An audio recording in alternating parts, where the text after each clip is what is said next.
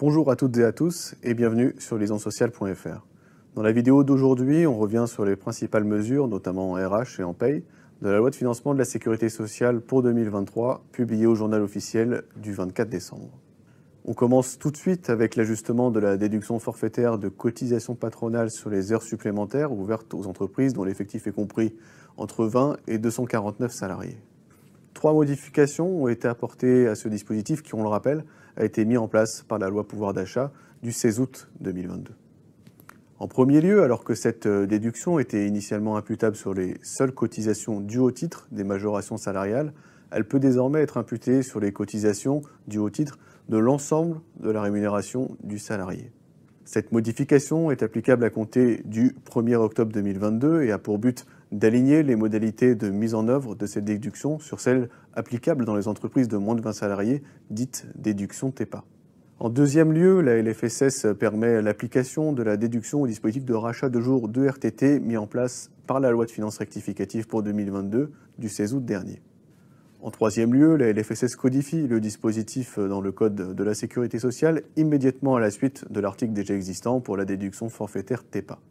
Enfin, notons que le montant de la déduction de 50 centimes par heure supplémentaire a été confirmé par un décret du 1er décembre. On enchaîne avec une deuxième mesure qui concerne cette fois-ci le contrôle URSSAF d'entreprises appartenant à un même groupe. La LFSS facilite ces contrôles en permettant aux inspecteurs URSSAF d'utiliser les informations obtenues dans le cadre d'un contrôle d'une autre entité du même groupe. Le recours à cette possibilité par l'agent chargé du contrôle est assorti d'une obligation d'information de la personne contrôlée concernant la teneur et l'origine des informations ou documents. Il est également tenu de communiquer à la demande de cette dernière les documents en question. La mesure sera davantage encadrée par un décret à paraître, notamment pour fixer les conditions et garanties applicables à ce dispositif, ainsi que le délai d'information de la personne contrôlée. Autre apport de la LFSS pour 2023, la modification des sanctions du travail dissimulé applicables aux donneurs d'ordre dans le cadre de la solidarité financière qui le lie aux sous-traitants.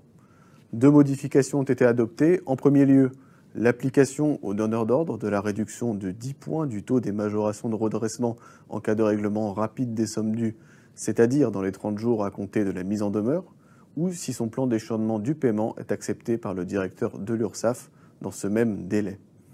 En second lieu, la modulation de la pénalité du donneur d'ordre non vigilant selon qu'il est en situation de récidive ou non sur une période de 5 années.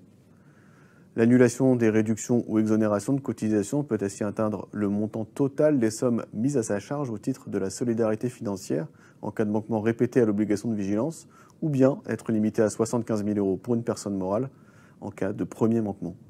On passe maintenant à la pérennisation de la limitation à 3 mois de la durée du contrôle URSSAF dans les entreprises de moins de 20 salariés. C'est une mesure qui était déjà applicable dans les entreprises de moins de 10 salariés et qui était expérimentée depuis août 2018 pour les entreprises dont l'effectif est compris entre 10 et 19 salariés. Attention cependant car cette limitation de 3 mois peut être écartée dans certaines situations, notamment si la personne contrôlée demande le report de la visite de l'inspecteur ou qu'elle transmet de la documentation plus de 15 jours après la réception de la demande faite par ce dernier, ces 2 cas étant aussi des nouveautés de cette LFSS. On note également le report du transfert du recouvrement des cotisations, notamment Agirc-Arrco, au 1er janvier 2024, qui aurait dû avoir lieu au 1er janvier de cette année. Autre mesure importante de cette LFSS, c'est la prolongation du dispositif dérogatoire des arrêts de travail liés au Covid-19 jusqu'au 31 décembre 2023 au plus tard. Le cadre juridique de la mesure est toutefois plus restrictif par rapport à ce qu'on connaissait l'an passé, puisque ne sont concernés que les arrêts liés à une contamination au Covid-19 établis par un examen de type test PCR ou antigénique. Enfin, le texte comporte un important volet dédié à la lutte contre la fraude sociale. Parmi les nombreuses mesures qui y sont consacrées, on peut notamment citer l'attribution de prérogatives de police judiciaire, notamment de cyberenquête aux agents de contrôle des organismes de protection sociale, la possibilité pour les greffiers des tribunaux de commerce de transmettre aux agents des organismes de protection sociale ou de l'État des renseignements et documents faisant présumer des fraudes, la majoration de 10% du remboursement des sommes versées à tort en cas de fraude, toutes branches confondues, la hausse des barèmes de pénalité en cas de fraude à l'assurance maladie, ou encore le conditionnement du versement des prestations sociales à la détention d'un compte bancaire situés en France ou en zone CEPA. Pour terminer ce tour d'horizon, je voudrais revenir rapidement sur les mesures censurées par le Conseil constitutionnel. J'en retiendrai 3 qui nous intéressent particulièrement.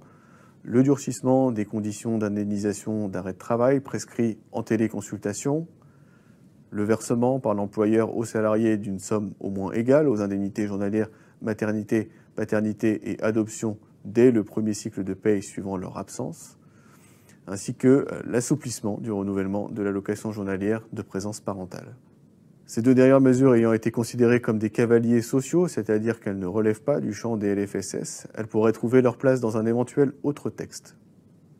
Pour plus de détails sur ces mesures, je vous renvoie à nos différentes actualités et dossiers sur la LFSS pour 2023. Je vous remercie de votre attention et à bientôt sur lesonsociales.fr.